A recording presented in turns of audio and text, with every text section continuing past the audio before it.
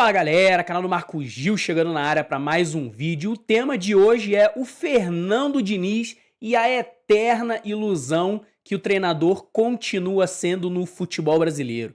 Quero usar a derrota do Vasco para o Bahia nesse meio de semana pelo Campeonato Brasileiro para trazer um pouquinho do que vem sendo o trabalho do Fernando Diniz ao longo dos últimos anos e como já passou da hora da gente parar de acreditar no tal do dinizismo, beleza? Então vem chegando junto com a gente, deixa o seu like, se inscreva no canal, ative o sininho para receber a notificação sempre que tiver um vídeo novo aqui e também me siga lá nas redes sociais, @omarcogil, tanto no Instagram quanto no Twitter, como no TikTok. A gente já tá começando a produzir mais conteúdo por lá, então vem acompanhar a gente em todas as redes, beleza? Bem, na noite dessa quarta-feira, o Vasco foi derrotado para o Bahia por 1-0 em São Januário, mais uma partida válida pelo Campeonato Brasileiro. E o Vasco demonstrou as mesmas fragilidades de sempre, é um time muito desorganizado, que não consegue colocar em prática as premissas de futebol que o Fernando Diniz acredita. É um time que acaba sendo muito dependente de cruzamentos e de conseguir fazer um abafa sobre os adversários, já que não consegue praticar aquele futebol muito baseado na saída de bola, na troca de passes, na organização com calma das jogadas que o Diniz sempre pregou, que sempre foi uma marca que ele tentou colocar nos seus trabalhos ao longo da carreira. E a pressão sobre o treinador do Vasco tá muito grande. Eu vi muitos protestos da torcida ao término do jogo. Ei, Diniz, vai para aquele lugar. E quando a gente olha o retrospecto, é realmente bem preocupante. Não só nos números, mas também nas atuações do Vasco. Mas principalmente na postura do Fernando Diniz. E esse é o principal ponto que eu quero debater aqui com vocês. Porque na coletiva após o jogo, o treinador foi questionado pelo repórter Joel Silva, do canal Colina em Foco, sobre o retrospecto recente do Vasco no Campeonato Brasileiro. O Joel levantou que nos últimos 11 jogos de Campeonato Brasileiro são 9 derrotas, um empate e apenas uma vitória da equipe Cruz Maltina, que ocupa hoje a zona de rebaixamento do Brasileirão. Claro que a gente tá ainda no início da competição, mas esse retrospecto já vem desde o ano passado, quando o Vasco sofreu talvez um pouquinho mais até do que deveria até determinado momento do Brasileirão. Acabou terminando ali no meio da tabela, foi bem na Copa do Brasil, chegou até a final, mas ficou com um vice-campeonato, sendo amplamente dominado pelo Corinthians no jogo de volta no Maracanã. E ao ser questionado pelo Joel sobre esse retrospecto recente, o Diniz ficou revoltado e respondeu da seguinte forma, abre aspas para o treinador: para trazer números para colocar mais pressão, você traz. Não é a primeira vez que você faz isso. E você sabe que pelo rendimento não era para ser esses números. Você está ganhando hoje, então comemora, fecha aspas. Uma declaração que demonstra muito do que é o Fernando Diniz. Infelizmente, é um técnico que, apesar de, no campo das ideias, ele pregar uma filosofia de futebol que se encaixa muito com o que nós, como brasileiros, acreditamos, que é aquele jogo de propor um jogo ofensivo, um jogo que não rejeita a bola, que usa a bola para dominar os adversários, para criar as principais jogadas e ditar o ritmo das partidas. A bem da verdade é que, ao longo da sua carreira, o Fernando Diniz, na maior parte dela, não conseguiu fazer isso de forma eficaz. É claro que mais recentemente ficou muito marcada a campanha que levou o Fluminense ao inédito título da Libertadores em 2023, mas a bem da verdade é que essa é uma exceção na carreira do Diniz. Vale a pena a gente destacar aqui, em 2016, que ele surgiu né, que ele despontou para o cenário do futebol brasileiro com aquele ótimo trabalho do Audax no Campeonato Paulista, que acabou sendo vice-campeão para o Santos. E de lá para cá o Diniz teve uma série de oportunidades em grandes equipes, passou pelo São Paulo, passou mais de uma vez pelo Fluminense, também já passou anteriormente pelo Vasco, onde está novamente. E a bem da verdade é que em pouquíssimos momentos o Fernando Diniz conseguiu demonstrar de forma eficiente essa ideia de jogo dele.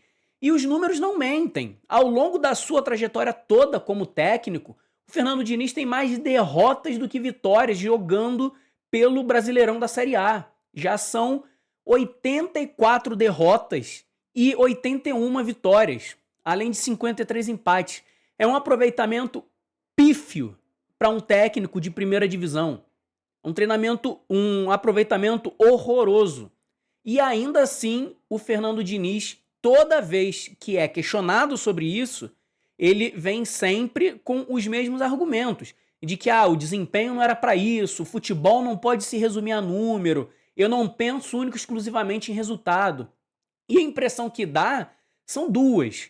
Primeiro, que o Diniz é um eterno ideologista, porque no âmbito do futebol, ainda mais do futebol brasileiro, que a gente sabe que tem todas as mazelas de diretorias, a gente vive um ambiente aqui no futebol brasileiro que é extremamente político e imediatista. Então, ainda mais nesse cenário que a gente vive aqui no país, os resultados são sim muito importantes. Afinal, o objetivo final, né, o principal objetivo do esporte como um todo, não só do futebol, é vitórias, é títulos. Então, você não pode nunca desassociar os resultados da qualidade do seu trabalho.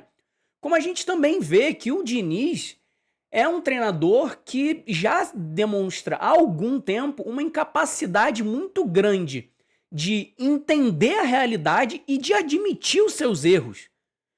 Porque parece que o Diniz fica muito preso à ideia de que não, se eu tento jogar de forma ofensiva, se eu tento jogar de forma propondo o jogo, criando jogada, saindo com a bola no pé, eu não mereço ter números negativos.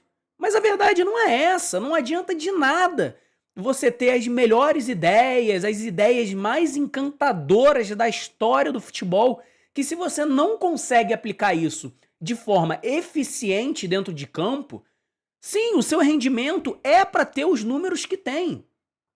E já faz muito tempo que o Diniz tem números desse patamar. De novo, o Diniz é um técnico que tá no cenário, né, no grande destaque do futebol brasileiro há 10 anos. Tem um pouquinho menos do que isso de Série A, tudo bem. Mas é quase uma década de resultados medíocres. Medíocres. E os trabalhos do Diniz sempre seguem o mesmo roteiro. Tem aquele encantamento inicial, porque normalmente ele chega em uma equipe que tá carente de um bom futebol, tá carente de umas boas ideias, porque é importante destacar, raramente o Diniz é escolhido para iniciar um projeto. O Diniz é sempre aquele, quase sempre, né, para não generalizar, mas ele é quase sempre aquele técnico que é trazido para resolver problemas de um trabalho deficitário anterior a ele. Então sempre tem aquele encantamento inicial pelas boas ideias que o Diniz tem, e como ele muitas vezes chega em cenário quase que de terra arrasada, ele consegue dar uma certa melhora às equipes dele, as equipes vivem uma boa fase, mas que dura muito pouco. Porque hoje em dia o Diniz já é um técnico estudado, já é um técnico mapeado pelos outros treinadores do futebol brasileiro. Então os times oscilam, ele é um cara que não abre mão das suas convicções, a nível de que vira uma intransigência, de que vira uma teimosia. Ele começa a ser questionado, os resultados não melhoram, ele passa a ser muito pressionado até que ele sai. E mais de uma vez ele já saiu em situações de deixar times na zona de rebaixamento. O próprio Fluminense foi campeão da Libertadores em 2023 e quando o Diniz foi demitido, o tricolor estava afundado na zona de rebaixamento. A sensação que dava era de que se o Diniz não saísse do Fluminense, a equipe seria rebaixada com antecedência no Campeonato Brasileiro, porque não se via mais ali uma saída. O time tricolor apresentava graves problemas estruturais na equipe que não conseguia manter a performance da temporada anterior e o Diniz parecia incapaz de corrigir, porque ele não assumia os problemas da equipe dele. E o mesmo aconteceu no São Paulo, o mesmo aconteceu no Cruzeiro e o mesmo vem acontecendo agora no Vasco. E um outro ponto que me chama muito a atenção no Fernando Diniz é... Talvez seja uma palavra até um pouco dura demais, mas que eu acredito que não seja errada, que é a hipocrisia do Fernando Diniz. No sentido de que ele sempre foi um treinador que pregou muito o discurso de olhar para o lado humano, ele não vê os jogadores apenas como jogadores, ele vê como seres humanos. Ele é um cara que prega a correção, que prega um comportamento correto no futebol, de que a gente não deve fazer de tudo pela vitória, de que vencer não é a coisa mais importante. Ele, no discurso, ele tem essa ideia de que o esporte vai muito além de um placar final de uma partida ou de uma tabela ao final de um campeonato. Mas quando a gente vê a prática, quando a gente vê o histórico do Diniz, a gente nota que ele tem uma série de comportamentos que não condizem com esse discurso, até de certa forma purista, que ele prega. Porque tem uma série de episódios de relacionamentos complicados com os jogadores. Todo mundo lembra o caso do Tietê. Mais recentemente, tiveram alguns episódios diferentes no Vasco, até com o Ryan, mesmo no início daquele período que o Ryan estava se firmando na equipe do Vasco. Teve um episódio que o Diniz foi até bastante criticado pela forma que ele falou com o garoto. Mais recentemente também um jogo no início dessa temporada, pela forma que ele tratou os jogadores do Vasco ali na parada técnica. E para além disso, ele é um técnico que demonstra à beira de campo um comportamento péssimo. Péssimo, é um dos treinadores que mais reclama, que reclama de forma muito assintosa, que busca briga, que busca enfrentamentos. Lembro muito bem, por exemplo, de um episódio de quando ele treinava o Fluminense, que teve um Fluminense São Paulo no Morumbi.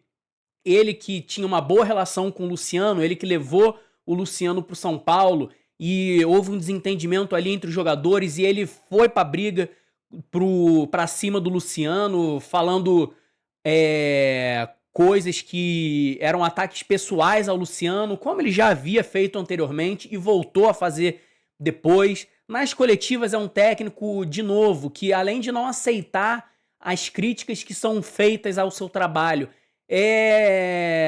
uma pessoa que sempre responde de forma agressiva quando é questionado. Parece que quando ele se sente acuado, a resposta dele é sempre na agressão, é sempre a forma de se defender, agredindo, com falas um pouco mais ríspidas, um pouco irônicas até, como o caso dessa fala rebatendo o repórter do Colina em Foco. Então, é um treinador que, além de dentro de campo não conseguir aplicar as ideias de jogo que ele tem, é uma pessoa que fora das quatro linhas, apesar de ter um discurso e proferir ideias que são até de certa forma bonitas, são ideias que se todo mundo defendesse e as aplicasse no dia a dia, talvez a gente tivesse um ambiente muito melhor aqui no futebol brasileiro, mas que ele mesmo é o primeiro a não seguir o que ele prega. Então, sinceramente, é um técnico que, na minha visão, é muito superestimado. Admito que eu mesmo, por muito tempo, defendi o Diniz, porque eu também acredito nas ideias de jogo que o Diniz prega. Eu gosto muito mais de um futebol encantador, né? Um futebol ofensivo, um futebol que valoriza a posse de bola, troca de passes, que domina o adversário. Então, por muito tempo, eu defendi o Diniz, cheguei até a dizer que gostaria muito de vê-lo treinando a minha equipe, mas a bem da verdade é que hoje não tem mais como defender o trabalho do Fernando Diniz, e não tem um torcedor que diga hoje que gostaria de tê-lo à frente do seu clube, porque todo mundo sabe os problemas que o Fernando Diniz traz e, de novo, esse roteiro repetido que acompanha o Diniz ao longo de todos os trabalhos, que infelizmente vão deixando cada vez mais claro que aquele título da Libertadores em 2023 foi muito mais um ponto fora da curva na carreira do Diniz do que o que muitos acreditavam até então, que ele era um técnico que estava apenas uma grande conquista de conseguir se provar e deslanchar e se consolidar como um grande técnico no futebol brasileiro. É uma pena, porque é um treinador que, quando surgiu, foi quase que um sopro de esperança em um momento que o futebol brasileiro vinha com numa seca de ideias. A gente vinha num período de muito mais do mesmo em termos táticos, em termos de discurso, em termos de lideranças mesmo.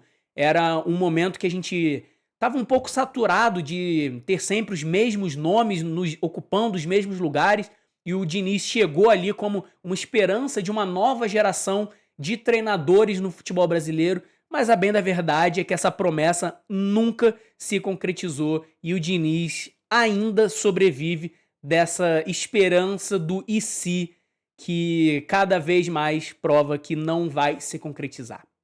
Então é isso, quero saber o que você pensa sobre o Fernando Diniz. Deixa aqui nos comentários a sua opinião.